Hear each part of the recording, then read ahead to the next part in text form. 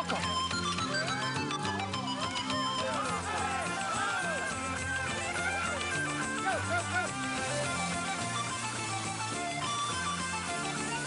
Hi, this is the guest competitor in the top Siberian Husky Club of Great Britain annual snow rally. No. No. Hey, go ahead. The competitors were out training for the big race on what looked like tricycles, but they don't have pedals and, unlike sledges, they don't need snow. Come on.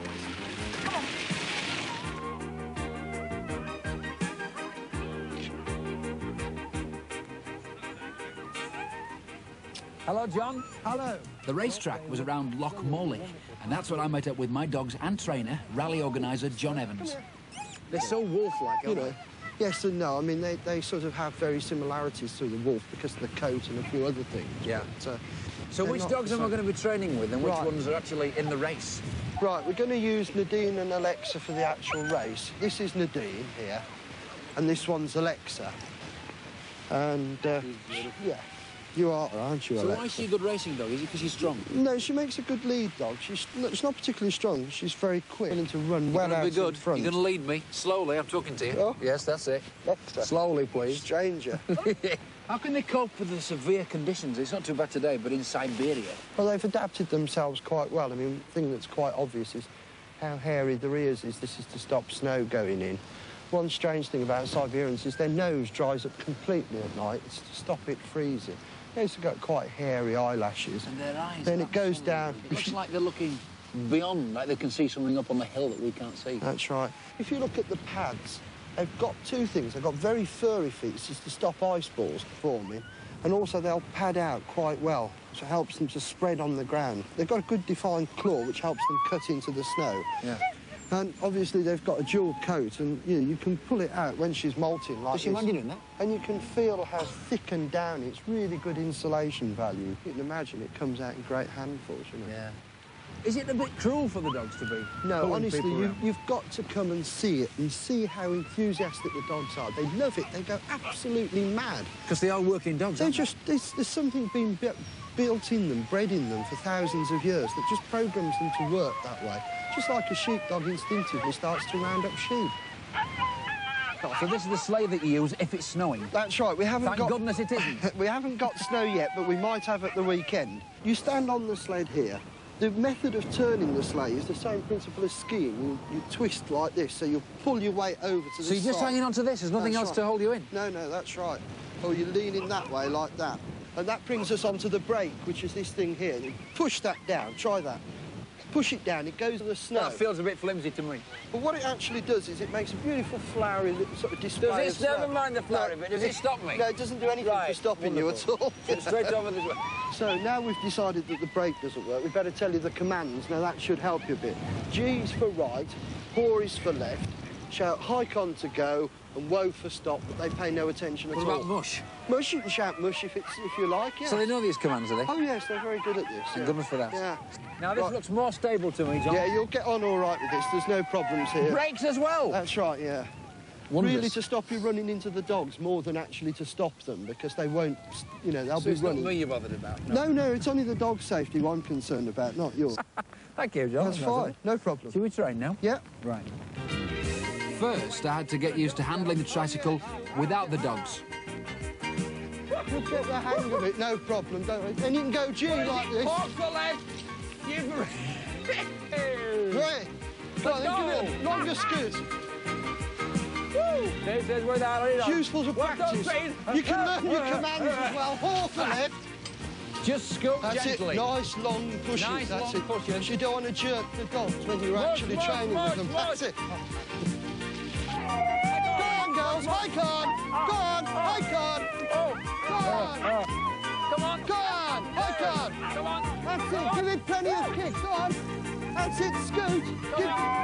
Give the command paw!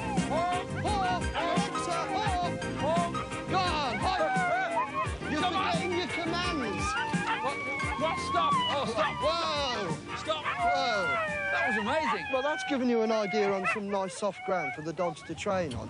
What we'll do now is we'll go off and have a look at the course for real. The course was a 4-mile hike along a beautiful forest trail with too many bends for my liking. Oh. We're going to the left. Oh, no! Oh! Oh! It's amazing. Oh, come on! Oh! Go on now! Go on, Kissy, get on! Go on, Kiss! Go on! Oh! Go on! Go on, girl! Come on. Go on! Come on. Come on. Anything can happen, folks.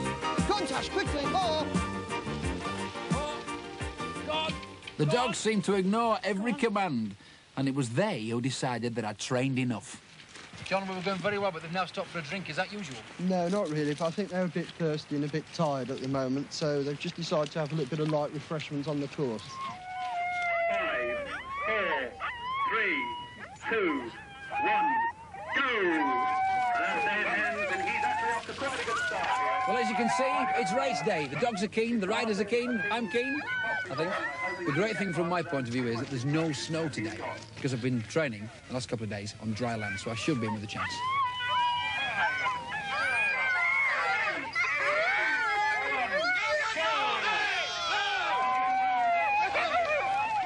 The Husky teams don't race against each other, but against the clock, and a good start is very important. This race weekend is the biggest and most important in the year. Everywhere I looked, there were dogs, more than 300 of them. There were also more than 100 competitors driving teams of between 2 and 6 Huskies. I'd been entered in the 2-dog event, which would take place after the larger teams had run the course. Why are you putting boots on them, Penny? It's very, very full of granite chippings, very, very rough on the dog's feet. So to save them getting sore, we're going to put boots on. Despite running for 4 miles, the dogs all seemed surprisingly fresh at the end of the course. They seemed to enjoy it, and they were certainly fit. Much fitter than me. Next, the 2-dog event, and my big moment. A very, very brave man here. Mark Curry, let's do a cheer for Mark Curry as he goes off. For me, getting round the course in one piece would be achievement enough. I wasn't worried about the time. So, it's haw, haw. G for right, haw for left. But Adolphus understands right and left, so you'll have to shout both commands. That's a good By the time I've done that, we'll be in the quarter. Good luck. Plenty of scooting, and don't let them run away. Plenty of scooting, don't let them run away with me. 30 seconds to go. 30 seconds. 10 seconds. 10. The hats to make me more streamlined, so I'll cut through the wind. 5, 4, 3, 2, 1, go!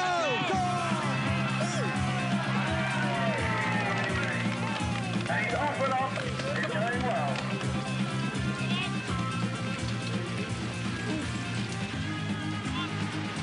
Go on, Adolphus.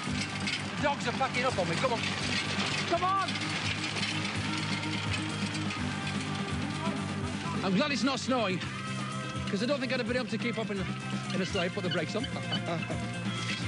And they're keeping together beautifully, these dogs. First time I've done the course as well, so I've got no idea where I'm going, but the dogs just seem to know, they just turn instinctively.